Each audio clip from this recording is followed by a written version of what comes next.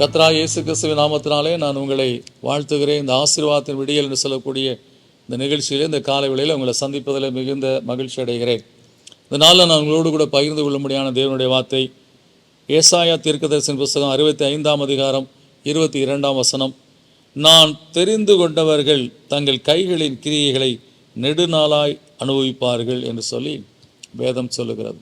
கர்த்தர் யாரை தெரிந்து கொள்ளுகிறாரோ அந்த மக்களுடைய வாழ்க்கையில் என்ன ஒரு தொழிலை கொடுக்கிறாரோ, என்ன ஒரு வியாபாரத்தை கொடுக்கிறாரோ, அதை நெடு நாளாய் அவர்கள் அனுபவிக்கும்படியான காரியத்தை செய்ய உண்மையுள்ளவராக இருக்கிறார். சிலர் சொல்லுவாங்க, இந்த கடை எங்கள் தாத்தா வச்சுருந்தாங்க, அதுக்கப்புறம் எங்கள் அப்பா வச்சுருந்தாங்க, இப்போ நாங்கள் நடத்துகிறோம், எங்கள் வாழ்க்கையில் எங்களை சந்ததி சந்ததியாய் எங்களை கர்த்தர் ஆசீர்வதித்திருக்கிறார் என்று சொல்லி அந்த மக்கள் சாட்சி சொல்லுவார்கள். எனவே தேவன் நம்முடைய வாழ்க்கையில் தெரிந்து கொள்ளுகிறார் ஒரு காரியத்திற்காக.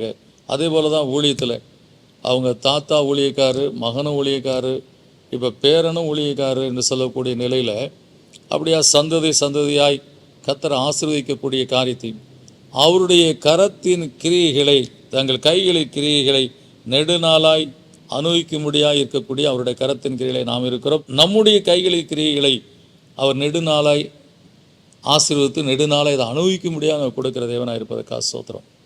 எனவே இந்த அருமையான காலவேளையில் நீங்கள் உங்கள் வாழ்க்கையில் இந்த காரியத்தை கர்த்தர் எனக்கு கொடுத்திருக்கிறார், என்னோட சந்ததி கொடுத்திருக்கிறார், அந்த காரியத்தில் கர்த்தர் நம்மை நடத்துவார் என்று சொல்லக்கூடிய காரியத்தில் விசுவாசத்தோடு அவரை நோக்கி பார்ப்போம்.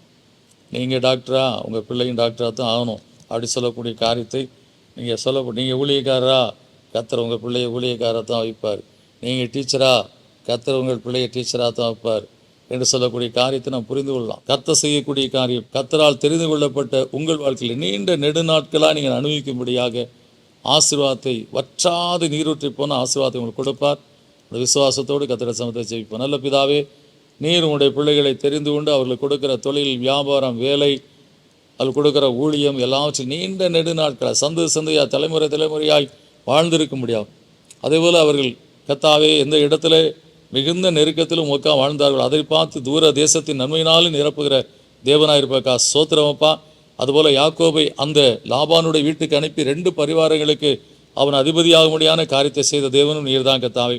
ஆனாலும் திரும்ப உன் தேசத்துக்கு கொண்டு போய்னு சொல்லி கொண்டு வந்து ஆசீர்வதித்தீர். அதுபோல் உங்களுடைய பிள்ளைகள் வாழ்க்கையில் கர்த்தாவே நீர் எந்த காரியத்தை அவர்களை தெரிந்து கொண்டு எந்த காரியத்தை அவர்கள் கொடுத்தீரோ அதை நீண்ட நெடுநாட்களாக அனுபவிக்கும்படியாய் உங்களுடைய வாழ்க்கையில் உங்களுடைய ஆசீர்வாதம் வற்றாத நீரூற்றை போல இருந்து ஆசீர்வதிக்க முடியாது ஜெபிக்கிறேனப்பா இயேசுவின் நாமத்துக்கு. நல்ல பிதாவே, ஆமென்.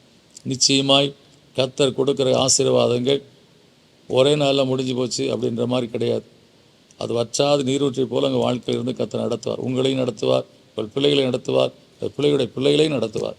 விசுவாசத்தோடு அவரை பற்றி பிடித்து வாழுங்கள். கர்த்தர் நிச்சயமாக உங்களை ஆசீர்வதிப்பார். God bless you.